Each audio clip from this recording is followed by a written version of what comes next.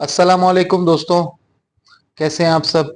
आप सबको मेरे चैनल लीगल एनालिसिस में खुशामदीद कहता हूं। आज का जो टॉपिक हमने सिलेक्ट किया है वो है ट्रेडमार्क रजिस्ट्रेशन।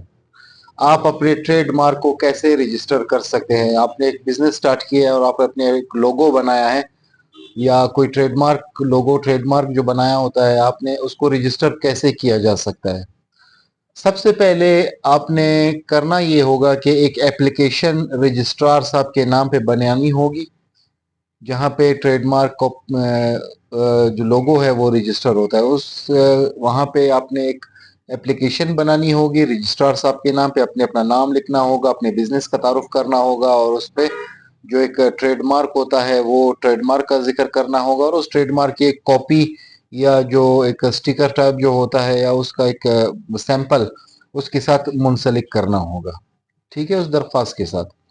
फिर आपने करना ये होगा कि जब आप एप्लीकेशन जमा करेंगे तो एक चालान होता है जिस पे उसकी फ़ी होती है कि कितनी फ़ी है रजिस्ट्रेशन की। उस फ़ी को बाकायदा बैंक में या कंसर्न डिपार्टमेंट का जो अकाउंट ब्रांच होगा उसमें आपने उसकी फ़ीस जमा करनी होगी।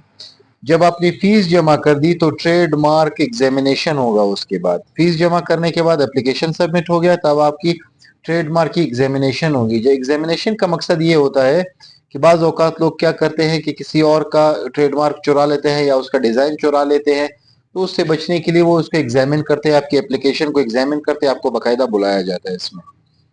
जब एग्जामिनेशन हो गया, रजिस्ट्रार उसको एग्जामिन करता है। एग्जामिन करने के बाद उसकी पब्लिकेशन होती है, यानी अखबार में एक इश्तिहार जारी किया जाता है कि फिलाना शख्स की एक दरख्वास्त दी है जिसमें वो अपना जो एक ट्रेडमार्क है उसको रजिस्टर करवाना चाहता है, जिसका डिज़ाइन ये है। अगर किसी को कोई एतराज़ होता है उस पर तो वो आके उसके खिलाफ हमें दरख्वास्त दे सकता है। उस पब्लिकेशन के बाद आपको बुलाया जाता है हेयरिंग के लिए। हेयरिंग से मुराद, अगर किसी को एतराज़ होता है इस चीज़ में तो वो उस एतराज़ को दूर करने के लिए या आप अपने केस को बताने के लिए, उसको सपोर्ट करने के लिए आप जा सकते हैं और बाकायदा क्या करेंगे, आप उसमें अपने जो हियरिंग होती है या जिस प्रोसीडिंग होती है उसको अटेंड करेंगे।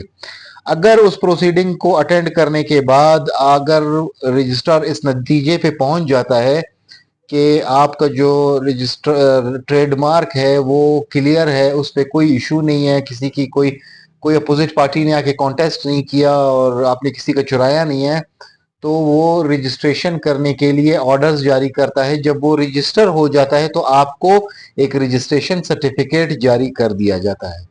तो इस तरह से आपका जो एक ट्रेडमार्क है वो क्या हो जाता है, वो रजिस्टर हो जाता है।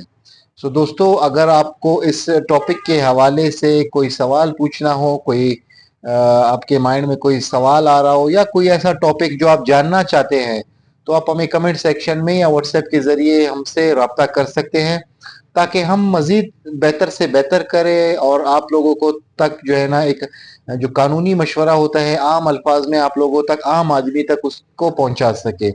सो दोस्तों, आप लोगों से रिक्वेस्ट है कि चैनल को सब्सक्राइब करें और बेल के आइकन को दबाना ना भूलिए और चैनल को मजीद शेयर करें ताकि हर इंफॉर्मेटिव वीडियो आप लोगों तक टाइमली पहुंच सके। आज के लिए इतना ही, मिलते हैं आपसे नेक्स्ट लेक्चर में। Thank you for watching me.